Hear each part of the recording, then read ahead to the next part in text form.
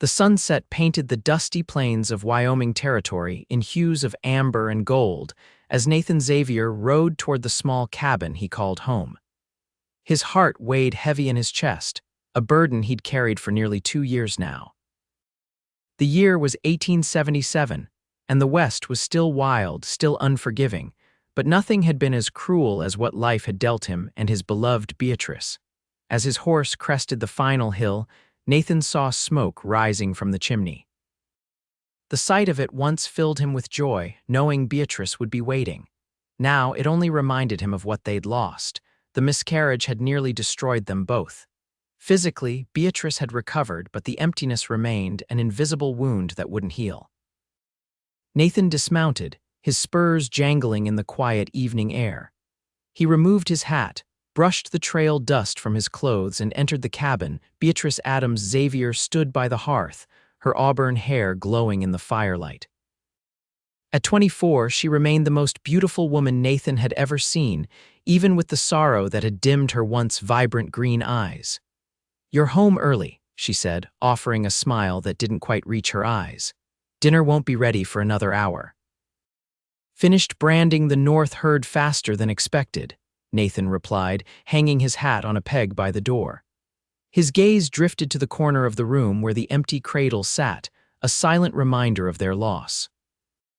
Benjamin and Mary Xavier had crafted it for their son and daughter-in-law when they'd announced their pregnancy.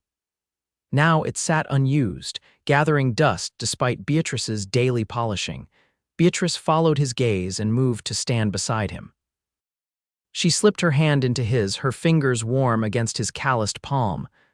"I thought about putting it away today," she whispered. "In the storage shed." Nathan squeezed her hand. "If that's what you want." "But I couldn't," she continued. "It feels like giving up." He turned to face her, taking both her hands in his. At 28, Nathan had once thought himself invincible. 2 years of watching his wife suffer had humbled him beyond measure. "It's not giving up to heal, Bea," he said gently. Beatrice looked toward the cradle, its gentle curves illuminated by the dancing flames. Something shifted in her expression, a determination that Nathan hadn't seen in months. "I don't want to put it away," she said. "The cowboy looked at the empty cradle by the fire," she said. "We'll fill it with laughter someday." Nathan felt something crack inside him, not breaking, but opening. Hope, fragile as a prairie flower, bloomed in his chest. "You still want to try?" he asked. "I never stopped wanting," Beatrice replied. "I just stopped believing it was possible." She took a deep breath. "But I'm ready to believe again." Nathan pulled her close, burying his face in her hair. "Then we'll believe together." That night, they held each other with a tenderness that had been absent for too long.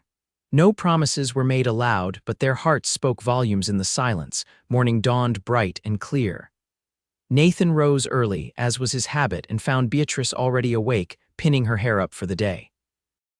"I'm riding into town today," she announced. "We need flour and sugar, and Mrs. Patterson mentioned she might have some fabric she's willing to trade for some of my preserves." Nathan nodded, surprised by her initiative. Beatrice had rarely left the cabin in recent months.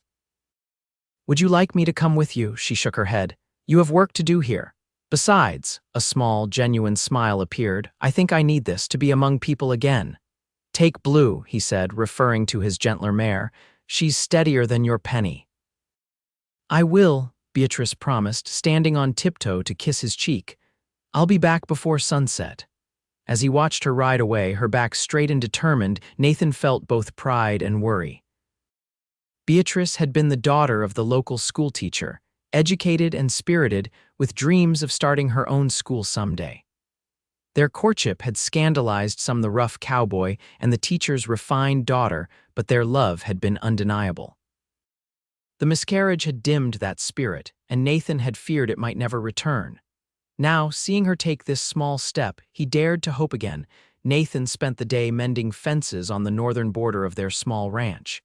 The work was hard but satisfying. Each post he set, each wire he tightened was for their future. The sound of approaching hooves pulled him from his labor earlier than expected. Looking up, he saw not Beatrice, but his neighbor, Owen Miller, riding hard toward him. Nathan's heart stuttered. "Owen, what is it?" The older man reined in his horse, dust swirling around them. "It's Beatrice," he said, his voice grave. "There was an accident in town. You need to come now." The world tilted beneath Nathan's feet. "How bad?" "She's alive," Owen assured him quickly. "But doctor—" "Fuller's with her at the Pattersons' place. She took a bad fall when Blue got spooked by a rattlesnake." Nathan didn't wait to hear more. He mounted his horse and rode harder than he ever had, prayers tumbling from his lips with each thundering hoofbeat. Millbrook was a small settlement, hardly more than a wide spot in the road with a general store, saloon, blacksmith, and a dozen houses.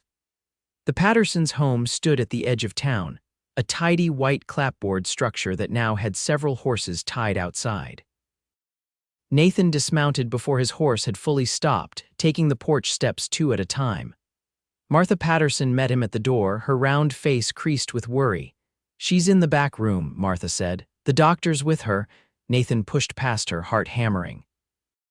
The small bedroom was crowded with Dr. Fuller's imposing figure bent over the bed where Beatrice lay, pale as the sheets beneath her. "B," Nathan breathed, moving to her side, her eyes fluttered open at his voice. "Nathan," she whispered, "I'm sorry about Blue."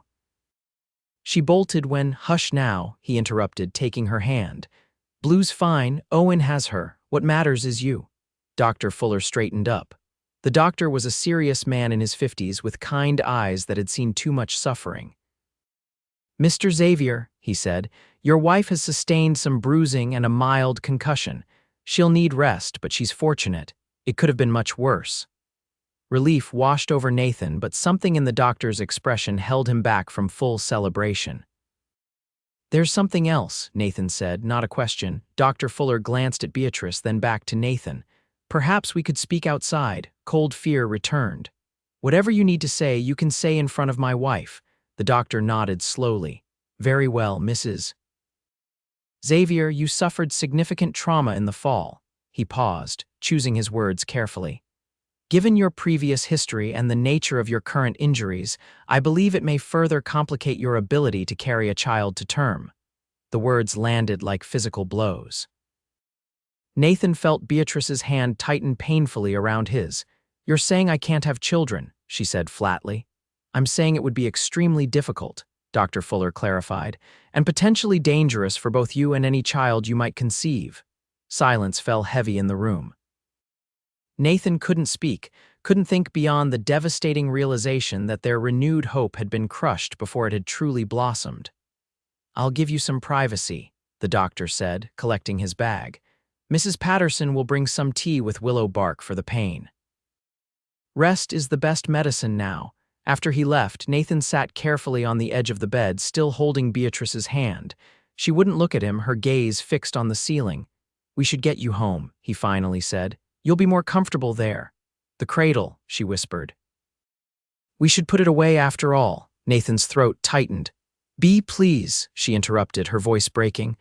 "I can't look at it anymore, not now," he nodded, unable to deny her anything in that moment. "Whatever you need." 2 days later, Beatrice was well enough to travel home in the Pattersons' wagon. Nathan had ridden ahead to prepare the cabin, and when Martha helped Beatrice inside, the empty cradle was gone. Summer faded into autumn, and with it, Beatrice seemed to fade as well. She performed her tasks with mechanical precision, cooking, cleaning, tending her small garden, but the spark that had briefly reignited was extinguished. Nathan watched helplessly, throwing himself into ranch work to escape the suffocating silence of their home. In late September, a letter arrived from Nathan's cousin in Denver. Robert Xavier was heading to Oregon Territory with a wagon train and would be passing near Millbrook in 2 weeks' time. He hoped to stop and visit, as they hadn't seen each other since Nathan's wedding 6 years earlier. "It might be nice," Nathan ventured over dinner that night, "to have company." Beatrice nodded absently. "I'll air out the spare bedding." "He won't stay long, just passing through," Nathan added, but Robert always could make anyone laugh. "Remember at our wedding when he—" "I remember." Beatrice cut him off, not unkindly, but with finality that discouraged further conversation. Robert arrived on a crisp October morning, bringing with him a boisterousness that their cabin hadn't known in years. He embraced Nathan heartily, then turned to Beatrice with a gentler hug. Still the prettiest girl west of the Mississippi, he declared, making her blush despite herself. My cousin doesn't deserve you. No argument there, Nathan agreed, grateful to see a hint of color in his wife's cheeks. Over dinner, Robert regaled them with tales of his adventures since they'd last met prospecting in Colorado, brief stints as a stagecoach guard and cattle driver, and now joining the westward movement to Oregon. The future's out there, he said enthusiastically. Free land, new opportunities. Sounds unsettled, Nathan commented. Robert laughed. That's the beauty of it. A man can make his own way, build something from nothing. And what about the people already living there? Beatrice asked, speaking more than she had in days. The native tribes, Robert's smile faltered slightly. There have been treaties, he said. Arrangements made. Like the ones made and broken here, she pressed. An uncomfortable silence fell. Nathan knew Beatrice's father had been unusual in his views on the treatment of native peoples, educating his daughter with perspectives many settlers didn't share. I suppose history doesn't paint us in the best light there, Robert finally conceded. But I'm not looking to take anyone's land unjustly, just want a fresh start. Beatrice nodded, apparently satisfied with his honest answer. We all want that sometimes. Later, as Beatrice retired early, pleading fatigue, Robert and Nathan sat by the fire sharing a bottle of whiskey. She's different from the girl at your wedding, Robert observed quietly. Nathan stared into the flames. We've been through some hard times. Want to talk about it? The story spilled out their joy at expecting a child, the devastating loss, the long months of grief, their brief renewal of hope, and the final crushing blow of the doctor's prognosis after Beatrice's accident. Robert listened without interruption, his usual jovial expression replaced by solemn understanding. I'm sorry, Nathan, he said when the tale was done. Truly, Nathan took another swallow of whiskey. Sometimes I think we're haunted by what might have been. What about other possibilities? Robert asked carefully. There are children who need homes. You mean taking in an orphan? Nathan had considered it but hadn't dared broach the subject with Beatrice. I don't know if she'd be open to that. Maybe not now, Robert agreed, but someday healing takes time. The conversation shifted to lighter topics, but Robert's words lingered in Nathan's mind long after his cousin had retired to the small guest room. The next morning brought unexpected news. As they ate breakfast, Robert mentioned offhandedly that the wagon train had encountered a tragedy 2 settlements back. A young couple, newlyweds really, both took ill with fever. Didn't make it, he said solemnly. Left behind an infant just 3 months old. The Reverend's wife is caring for her until they reach Oregon, hoping to find the child a family there. Beatrice's hand froze, her coffee cup halfway to her lips. A baby girl, Robert nodded. Tiny little thing, eyes blue as a summer sky. Nathan watched his wife's face, saw something shift in her expression. What's her name? Beatrice asked, her voice barely above a whisper. Emma, Robert replied. Emma Grace, according to the Bible they carried. Beatrice set down her cup carefully, and no family has claimed her. None traveling with us. Apparently the couple was alone, no siblings, parents long gone. Just the 2 of them, heading west for a new beginning. The silence that followed was different from the hollow quiet that had plagued their home for months. This silence vibrated with possibility. When does your wagon train pass through? Beatrice finally asked. Nathan's heart skipped a beat, understanding her unspoken thought.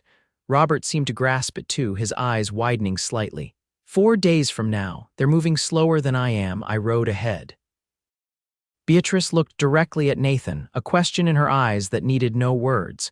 It was the most alive he'd seen her look in months. We should discuss this, Nathan said carefully, not wanting to extinguish the fragile light that had appeared. Yes, she agreed. We should.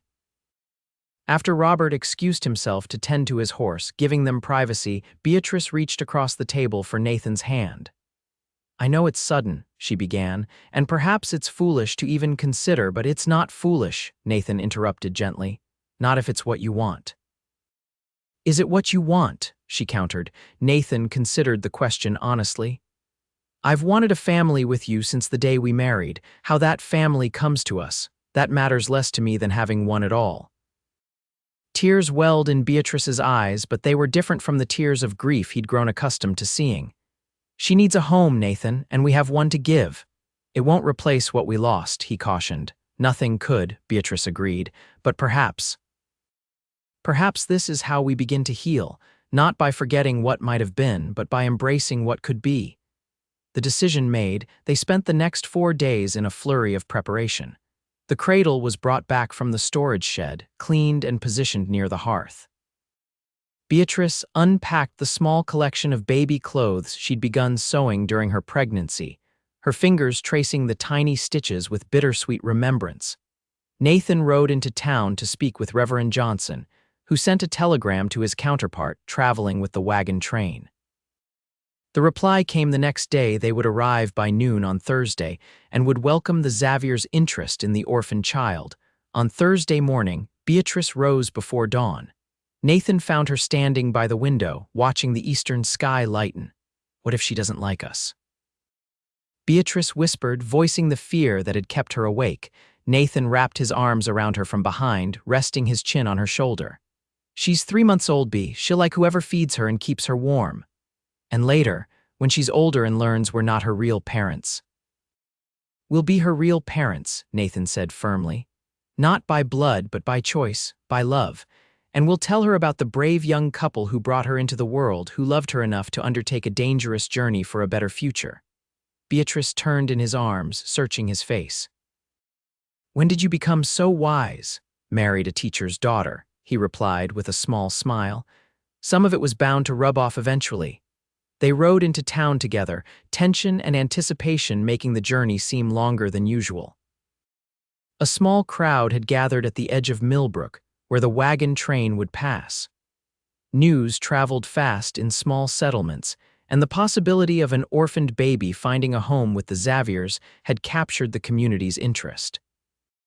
Martha Patterson approached them as they waited, pressing a small knitted blanket into Beatrice's hands. Made it yesterday, she said with a warm smile. Every child needs something special of their own. Other neighbors followed suit, Mrs. Johnson offered prayers. Mr. Hanson from the general store promised a month's supply of baby necessities at no charge, and even Dr. Fuller came to give his blessing and offer his services whenever needed. You're not alone in this, the doctor told them quietly. Remember that. The wagon train appeared on the horizon just before noon, a procession of canvas-covered vehicles and livestock stirring dust clouds visible for miles. Nathan felt Beatrice's hand tighten around his as the first wagons rolled closer. Robert rode out to meet them, returning shortly to guide Nathan and Beatrice to the Reverend's wagon near the middle of the train. Reverend and Mrs. Wilson were a kindly older couple, their faces weathered from weeks on the trail. Mrs. Wilson emerged from the wagon carrying a small bundle wrapped in a faded quilt. Mr. and Mrs. Xavier? She asked, though the question was merely formality given Robert's introduction. Beatrice stepped forward, her voice steady despite the trembling Nathan could feel through their joined hands. Yes, we've come about Emma, Mrs. Wilson smiled. She's been an angel considering all she's been through. Would you like to hold her? Beatrice nodded, and Nathan watched as Mrs. Wilson carefully transferred the bundle to his wife's arms. The transformation on Beatrice's face was immediate and profound fear replaced by wonder, hesitation by certainty. Nathan moved closer, looking down at the tiny face peering up from the blankets. Emma had indeed been blessed with remarkable blue eyes, alert and curious as they shifted from Beatrice to him. "Hello, little one," he murmured, offering his finger, which the baby promptly grabbed with surprising strength. Reverend Wilson cleared his throat. "We should discuss the particulars," he said. "There are papers to sign, information about her parents you should have." "Of course," Nathan agreed, though he found it difficult to look away from the tableau of his wife and the child. The discussions were straightforward. Emma's parents, Samuel and Elizabeth Collier, had been educated people from Boston, heading west with dreams of establishing a school in the new territories. They had left behind journals and letters that the Wilsons had preserved for Emma's future. Legal papers were drafted, witnessed by both reverends and several townspeople, officially making Emma Grace Collier the adopted daughter of Nathan and Beatrice Xavier. As the wagon train prepared to continue their journey, Mrs. Wilson pressed a small, worn Bible into Beatrice's free hand. This was her mother's, she explained. Elizabeth read from it every night to her, even as tiny as she is. I thought you might want to continue the tradition. Beatrice accepted the gift with tears in her eyes. Thank you for everything. The ride home was slow and careful, Nathan driving the wagon with Beatrice and Emma safely beside him. They traveled mostly in reverent silence, occasionally exchanging glances of disbelief and joy. As they approached their cabin in the golden light of late afternoon, Beatrice suddenly laughed, a sound Nathan realized he hadn't heard in too long. "What is it?" he asked, smiling at the unfamiliar but welcome sound. "I just remembered something," she said, looking down at the sleeping infant. "Something I said to you the night before my accident." Nathan remembered, too, the words that had kindled hope after so much darkness. "We'll fill it with laughter someday." "You were right," he said softly. Beatrice shook her head. "Not yet, but we will be." The first weeks with Emma were a whirlwind of adjustments. Nathan and Beatrice quickly learned that raising a baby involved far less sleep than they had anticipated. Emma had strong lungs and definite opinions about when she should be fed, changed, or simply held. Beatrice took to motherhood with a determination that amazed Nathan. She'd been a quick study as a rancher's wife, learning skills her teacher father had never taught her, but this was different. This was a transformation. The sorrow that had dimmed her spirit receded a little more each day, replaced by purpose and increasingly joy. For Nathan, fatherhood was both more terrifying and more rewarding than he had imagined. The first time he held Emma alone while Beatrice napped, he'd been paralyzed with fear that he would somehow damage this tiny, perfect being. By the end of the first month, he could change, feed, and soothe her with a confidence that surprised even himself. As winter settled over the Wyoming Territory, their small cabin became a cocoon of warmth and emerging happiness. Emma thrived, growing plumper and more alert each day. She began to smile real smiles, not the gas-induced expressions that had initially fooled them, and the sound of her coos filled the spaces that had once echoed with silence.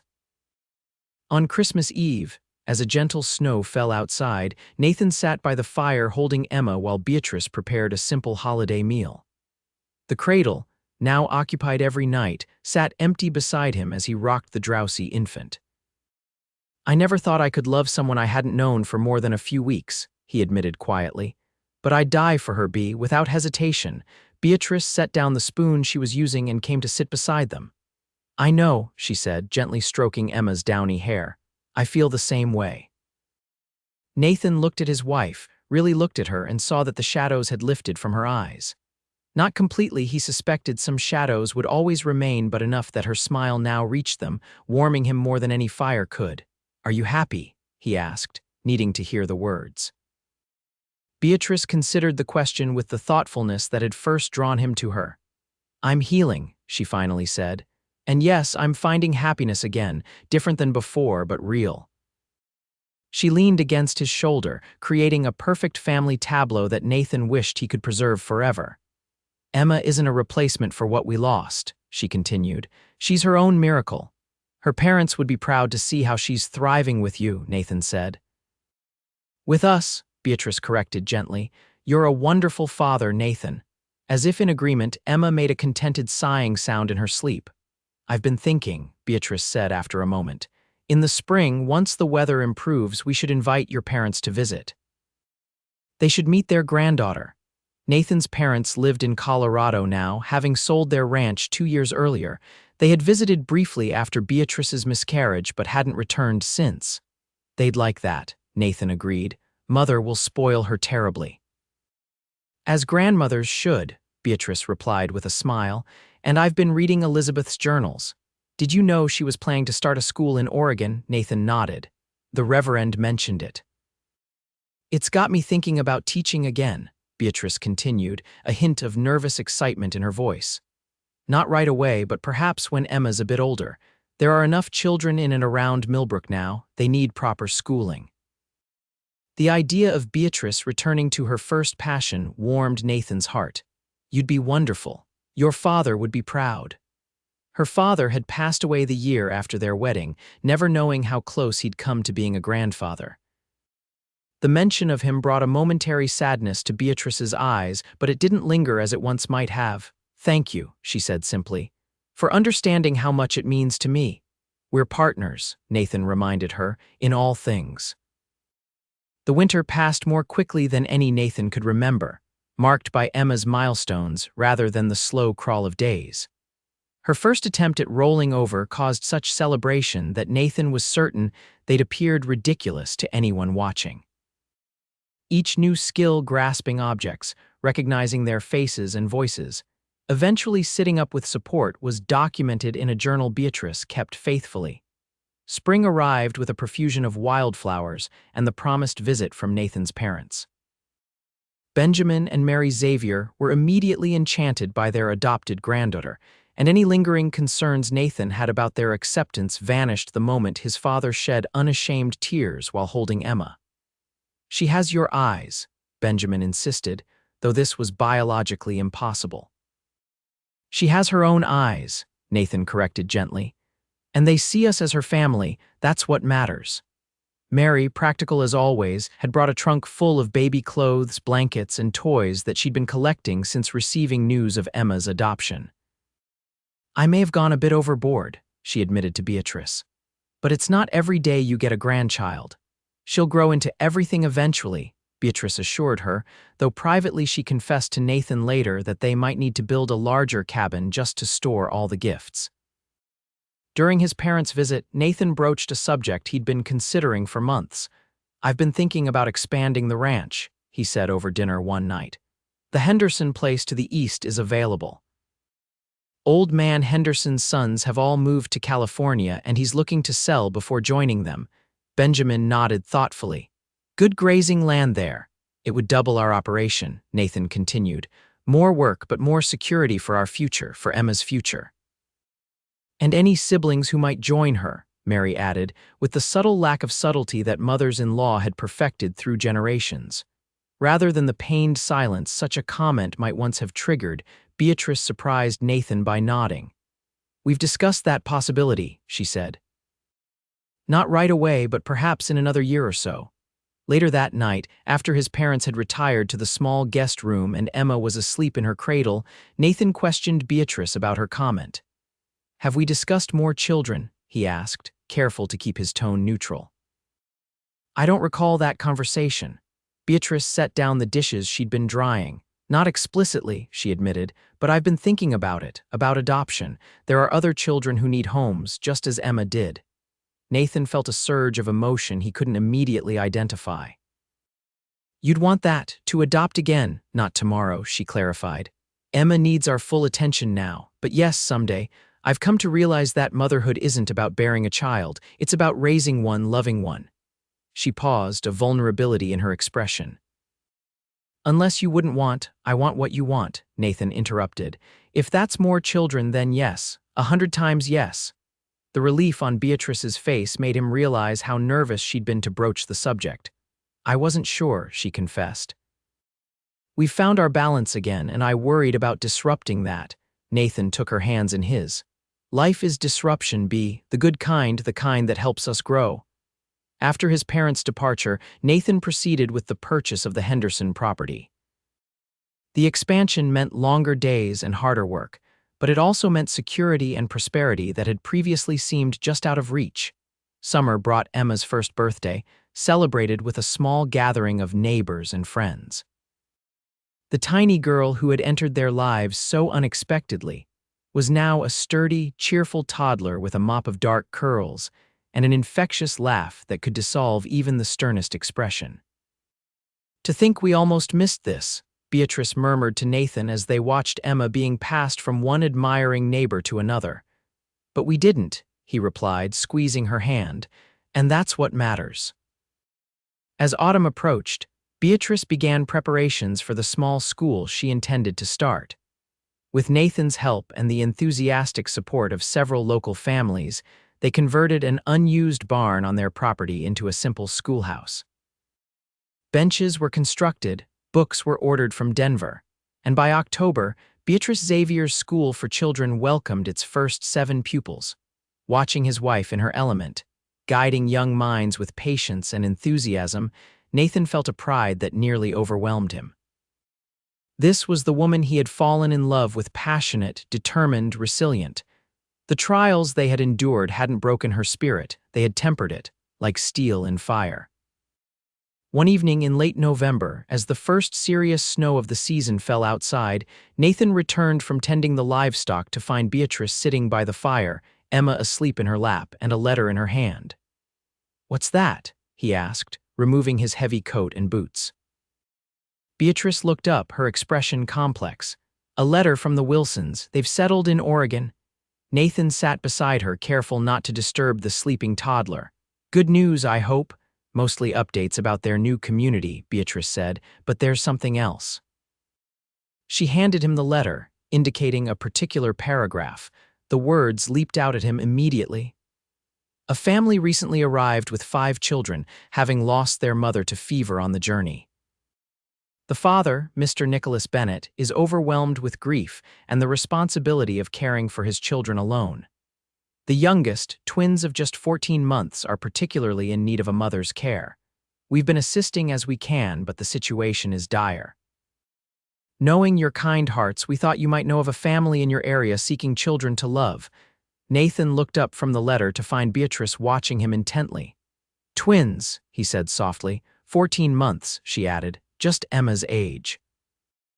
They sat in silence for a moment, the crackling fire and Emma's soft breathing the only sounds in the room. "It would change everything," Nathan finally said. 3 children under 2 years old." "Everything's already changed," Beatrice replied, "since the moment Emma came to us." "We'd need help, more space," Beatrice nodded. "I've thought about that. Martha Patterson mentioned her niece is looking for work. She's good with children, and with the Henderson place we could build a proper house, something bigger." Nathan realized she had given this considerable thought. "You're serious about this?" "I am," she confirmed, "but only if you are too. We're partners, remember, in all things." Nathan looked down at Emma, peaceful in sleep, her small hand clutching Beatrice's dress. Then he thought of the twins, children he'd never met but who already pulled at his heart. "Write to the Wilsons," he said. "Tell them we're interested." The winter of 1878 passed in a blur of preparation. Nathan began construction on a new, larger home on their expanded property, hiring extra hands from town to speed the process. Beatrice continued teaching while making arrangements for the twins' arrival. The Wilsons' letters kept them informed about Nicholas Bennett and his children. The twins, Daniel and Lily, were being cared for by various families in the Oregon settlement, while their father and older siblings established their homestead. Mr. Bennett, still deep in grief, had agreed that adoption might give the twins their best chance at a stable life. Spring arrived with the completion of the new house, a sprawling 2-story structure with enough bedrooms for a growing family and even a dedicated room for Beatrice's teaching materials.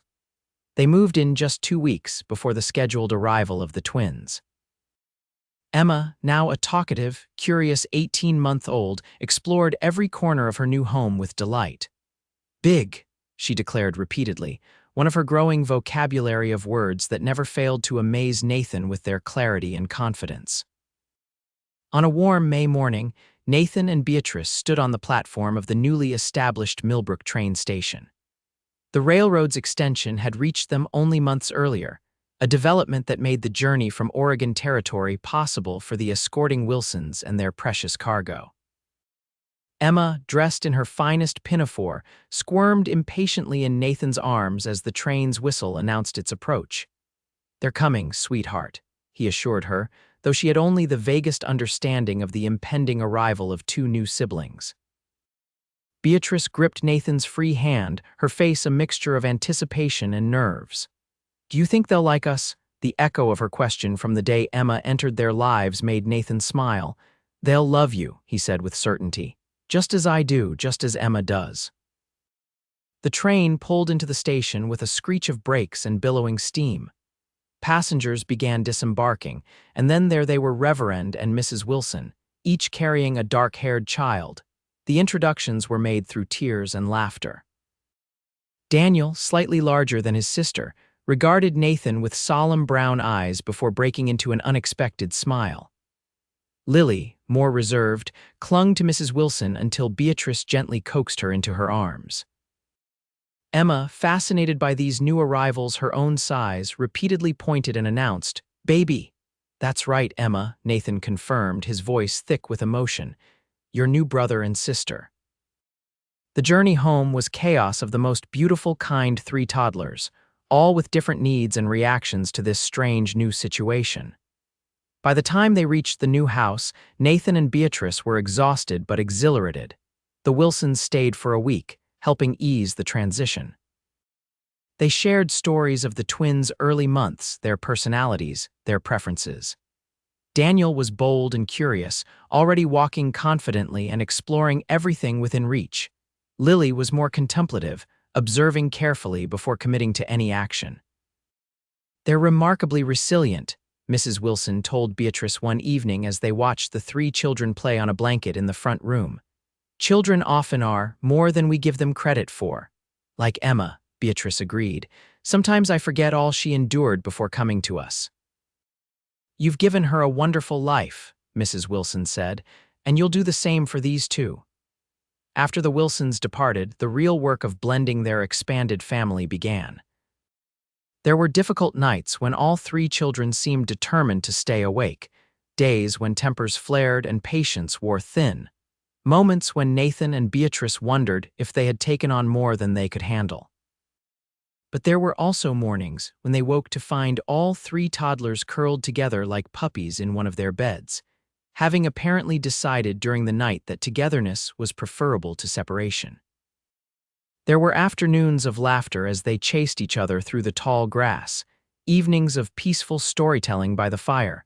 Slowly, Daniel and Lily began to trust that this new place, these new people, were permanent. Their personalities blossomed, Daniel's adventurous spirit leading him to climb anything available. Lily's gentle nature drawing her to the farm animals Nathan raised. By Christmas, 6 months after the twins' arrival, they had become a true family. The children called them Mama and Papa without hesitation, and Beatrice and Nathan had learned to distinguish the different cries, laughs, and needs of each child.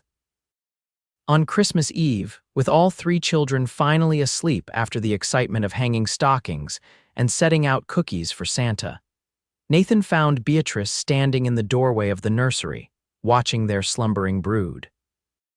"Penny for your thoughts," he said softly, slipping an arm around her waist.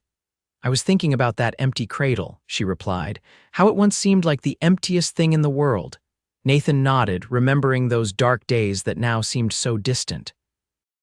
"And now look at us," Beatrice continued, gesturing to the room with its 3 small beds.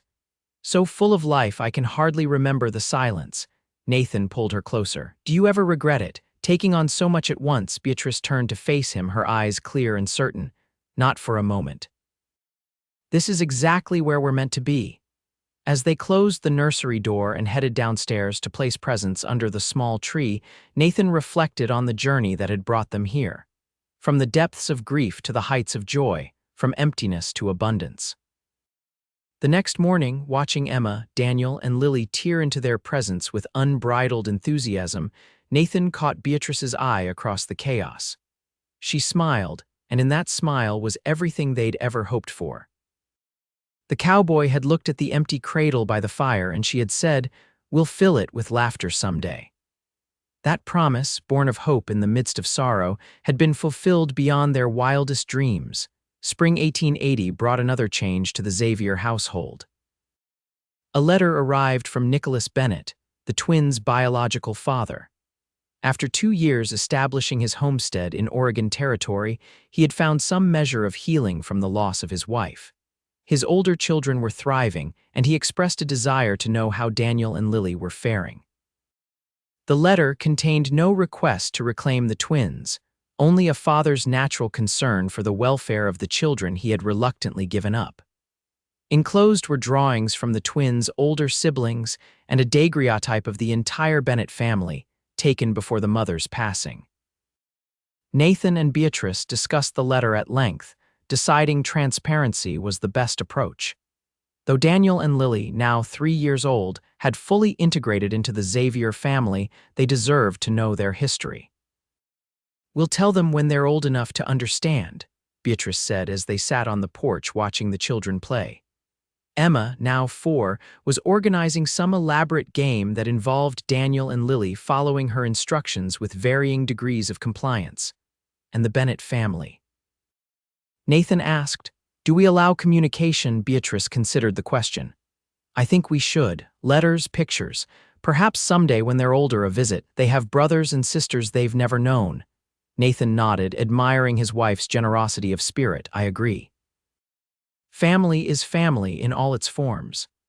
They wrote back to Nicholas Bennett, sending recent photographs of the twins and detailed accounts of their development, personalities, and daily life. They established a correspondence that would continue for years, creating a bridge between the children's past and present. As summer approached, another development emerged in their expanding family saga. Martha Patterson's niece, Caroline, who had been helping with the children and household for nearly 2 years, became engaged to the new blacksmith in town. While they were happy for her, her impending departure would leave a significant gap in their household management. "We could advertise for a new helper," Nathan suggested one evening as they discussed the situation. Beatrice hesitated. "Actually, I've been thinking about something else." Nathan recognized that tone. It was the one she used when she had an idea that might seem radical at first. "I'm listening." "Do you remember the family that arrived in town last month? The Washburns?" Nathan nodded. The Washburn family had fled drought conditions in Kansas, arriving in Millbrook with little more than the clothes on their backs. The father had found work at the sawmill, but they were struggling to get established. "Their oldest daughter, Sarah, is 15, Beatrice continued. "Bright girl, good with children. She's been attending my school, catching up on the education she missed while helping raise her younger siblings." "You're thinking of offering her the position?" Nathan asked, seeing where this was headed. "Not exactly," Beatrice said, taking a deep breath. "I'm thinking we might offer to take her in, not as hired help but as a ward of sorts. She could continue her education, help with the children, have her own room and proper meals." Nathan studied his wife's earnest expression. "You want to bring another child into our home, an older one this time?" "She's not much more than a child herself," Beatrice pointed out. "And she's been robbed of much of her childhood by circumstances. This would give her a chance at a better future. And her parents, they have 4 younger children to feed," Beatrice explained. "I believe they would see this as an opportunity for Sarah, not an abandonment. She could still see them regularly, of course." Nathan considered the proposal. Their home was large enough and their ranch prosperous enough to accommodate another young person, and he knew how Beatrice valued education, how it pained her to see potential wasted. "Have you spoken to Sarah or her parents about this?" he asked. "Not yet," Beatrice admitted. "I wanted to discuss it with you first. We're partners, remember?" Nathan smiled at her use of his own words. "Talk to them," he said. "If they are agreeable, so am I." The Washburns received Beatrice's proposal with grateful tears. For Sarah, the opportunity to continue her education while living in comfort seemed like a miracle. For her parents, knowing their eldest would be well cared for lifted a burden from their struggling shoulders. Sarah Washburn joined the Xavier household in July 1880. At 15, she was caught between childhood and adulthood, initially shy and uncertain of her place in this new arrangement. The younger children, however, immediately accepted her, especially Emma, who declared Sarah her big sister within days of her arrival. As summer turned to fall, Sarah blossomed under Beatrice's tutelage. Her quick mind absorbed knowledge hungrily, and her natural affinity for children made her an invaluable help with Emma, Daniel, and Lily. By Christmas, she had become an integral part of the family, her initial hesitation replaced by confident belonging. With Sarah's assistance, Beatrice was able to expand her school, accepting more students from outlying ranches and farms. The schoolroom, originally built for a dozen children, now accommodated 20, ranging in age from 5 to 16. Nathan, watching his wife thrive as both mother and teacher, felt a pride that deepened with each passing day. The ranch continued to prosper, allowing them to employ more hands and invest in better breeding stock. The Xavier name became known throughout the territory for quality cattle and fair business practices. In the spring of 1881, a letter arrived that would set in motion yet another chapter in their family's story. It came from Denver, from a lawyer representing a distant cousin of Beatrice's father. The cousin had passed away, leaving no direct heirs. As the only surviving relative with the Adams bloodline, Beatrice was named in the will. "It's not a fortune," Beatrice explained after reading the detailed letter, "but it's significant. Land holdings in Denver, some investments, a modest amount of cash." Nathan whistled low. "Significant enough to change things for us, not our daily lives," she clarified, "but it could secure the children's futures, education funds perhaps, and—" She hesitated, a familiar look crossing her face. "What are you thinking?" Nathan asked, recognizing her expression. "I'm thinking about purpose," she replied, "about what matters most." Over the next few weeks, Beatrice's vision took shape. The inheritance would fund a proper school building in Millbrook, one designed specifically for education rather than adapted from a barn. It would include living quarters for a teacher, ensuring that education in their growing community would continue even if Beatrice someday stepped back from daily teaching. "A legacy," Nathan said when she shared her plan, "for your father as much as for you." Beatrice nodded, tears shining in her eyes. "He always believed education was the key to a better future. This feels right, Nathan." Construction on the Millbrook Academy began that summer and was completed by Christmas, a handsome wooden building with large windows, proper desks, a small library, and accommodations for a residential teacher. The grand opening in January 1882 was attended by nearly everyone in Millbrook and the surrounding area. Beatrice, as headmistress, gave a speech that left few dry eyes in the crowd, especially when she dedicated the school to her father's memory and to the children who will shape tomorrow. Among those children were Emma, now 5 and already reading well beyond her years, Daniel and Lily, 4 and showing distinct personalities and interests, and Sarah, 17 and planning to become a teacher herself after completing her own education. That night, after the celebration and the children were asleep, Nathan found Beatrice sitting by the fire in their bedroom, a familiar contemplative expression on her face. "Happy?" he asked, sitting beside her. "Beyond words," she replied, leaning against his shoulder. "Sometimes I can't believe how far we've come." Nathan understood exactly what she meant. From the darkest days of their grief to this moment of fulfillment, the journey had been longer and richer than either could have imagined. "I've been thinking," Beatrice said after a comfortable silence. "About what's next," Nathan chuckled. "Always looking forward." "Not always," she corrected gently, "but right now, yes." "And what does the future hold for the Xaviers?" Beatrice turned to face him, taking both his hands in hers. "I received a letter from the orphanage in Denver last week. They have a situation. 2 brothers, 8 and 6. Their parents died in a fire. They've been there for months with no family coming forward." Nathan felt a familiar tug at his heart. "Brothers," he repeated. "Boys need a father like you," Beatrice said. "A man who can teach them about honor and hard work, and our girls could use some brothers to balance things out." 5 children, Nathan said, trying to wrap his mind around the concept. "Plus Sarah." "Too many?" Beatrice asked, a hint of uncertainty in her voice. Nathan thought about their large house, now filled with laughter and activity where once there had been only silence and grief. He thought about the prosperous ranch, the new school, the community that had embraced their growing family. Most of all, he thought about the empty cradle that had once symbolized all they had lost, and how it had been filled not just with one child, but with an abundance of love beyond measure. "Not too many," he assured her. "Just right." Beatrice's smile outshone the fire's glow. "I'll write to the orphanage tomorrow." As they prepared for bed, Nathan was struck by a memory. Beatrice standing by the empty cradle, her words a promise and a prophecy. "We'll fill it with laughter someday." That someday had arrived, bringing with it more joy than either of them could have foreseen in their darkest hour. The path had not been straight or simple, but it had led them here, to a life overflowing with purpose and love. "Thank you." he whispered to Beatrice as they drifted toward sleep.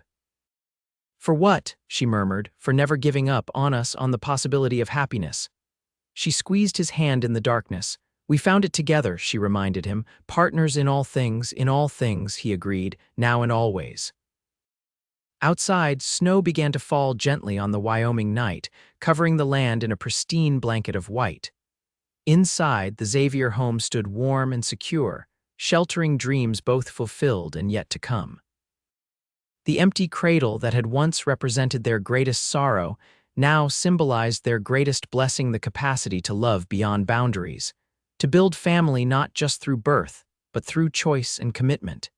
In the years that followed, their family would continue to grow and change.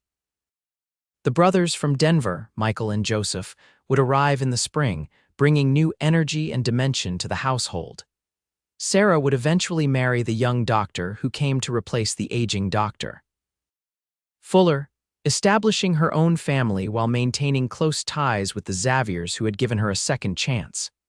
Emma, Daniel, and Lily would grow into confident, compassionate adults, carrying forward the values of the parents who had chosen them and loved them as their own. The Xavier Ranch would expand further, becoming one of the most successful operations in the territory. Through it all, Nathan and Beatrice would remain steadfast, their love deepening with each challenge faced, each joy shared. The promise made beside an empty cradle, born of hope in the midst of despair, had blossomed into a legacy of love that would endure for generations. And in quiet moments by the fire, long after the original cradle had been passed down to grandchildren and great-grandchildren, they would still look at each other with the same tenderness, the same gratitude, remembering how it all began with loss, with love, and with the courage to believe in someday.